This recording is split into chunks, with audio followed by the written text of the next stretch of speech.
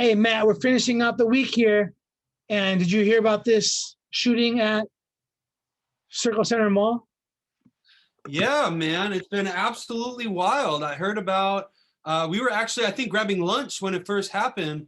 But my understanding is basically you, there was a robbery that happened at a jewelry store, and someone or a different patron happened to see the robbery taking place, decides to take it into his own hands, pulls out his gun, and fires a couple shots. Sound about right to you? That is exactly what I understood and I read. And no surprise, the police want to talk to both the person that robbed the store and the person that fired at him with the gun.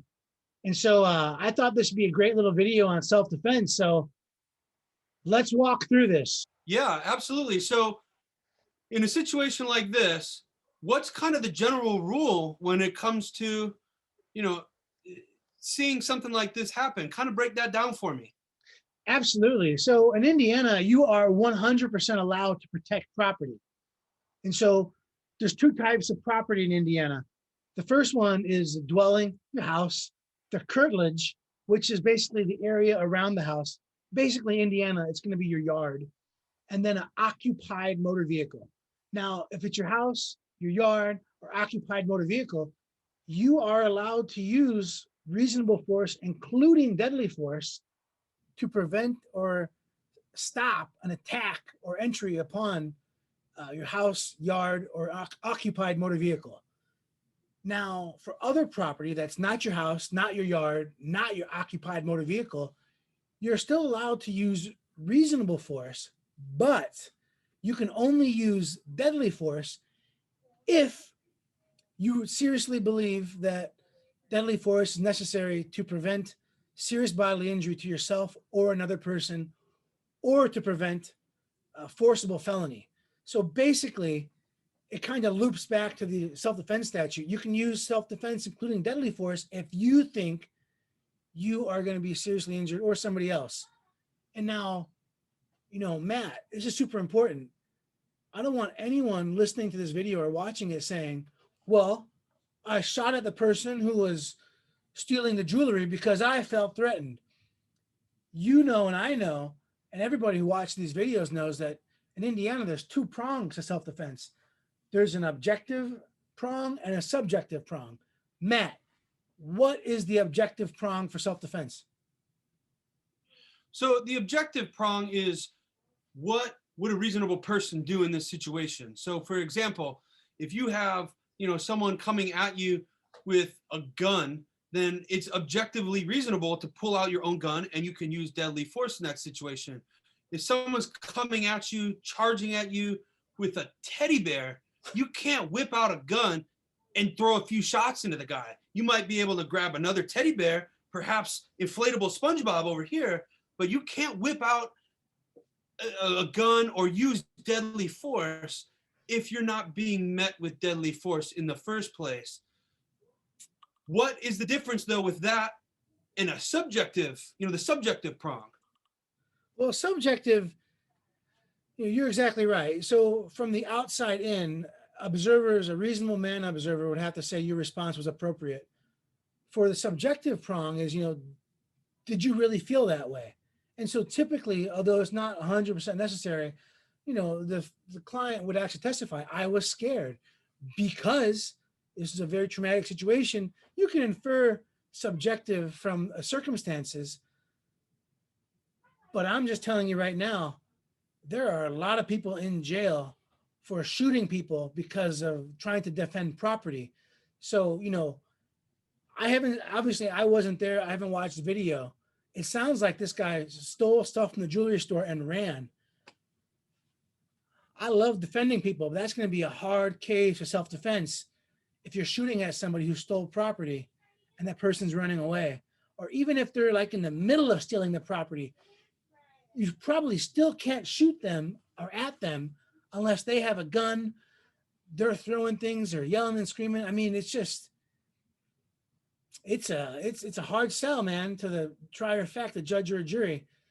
And so, Matt, we often get questions like this. Well, Mark, that's ridiculous. I can do a citizen's arrest in Indiana if I see a crime. Matt, walk us through a citizen's arrest. So you're 100% correct, and these people are right. You can make a citizen's arrest in the state of Indiana. However, you can make a citizen's arrest if you have seen a felony.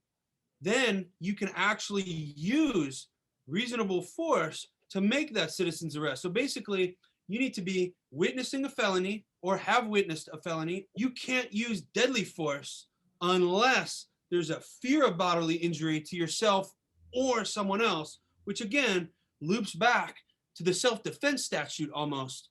So in a situation like this, where you're witnessing someone commit a felony, absolutely, at that point, you can run up, hey, I'm making a citizen's arrest, stop. Can you fire at this person? No. So it's very unique situation. So we find ourselves now with somebody who's taking stuff from the jewelry store. You've got some shots fired. What are we looking at here?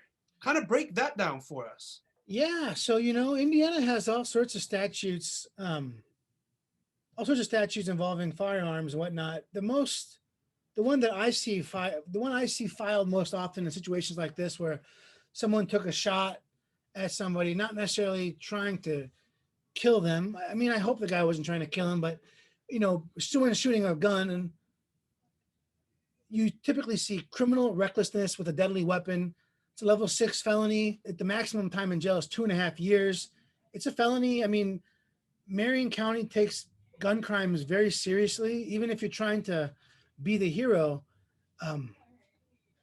we have clients in jail that we truly legitimately believe did nothing wrong, and we're going to win at trial, and they're trying to do the hero thing, and they're sitting in jail as reward for that.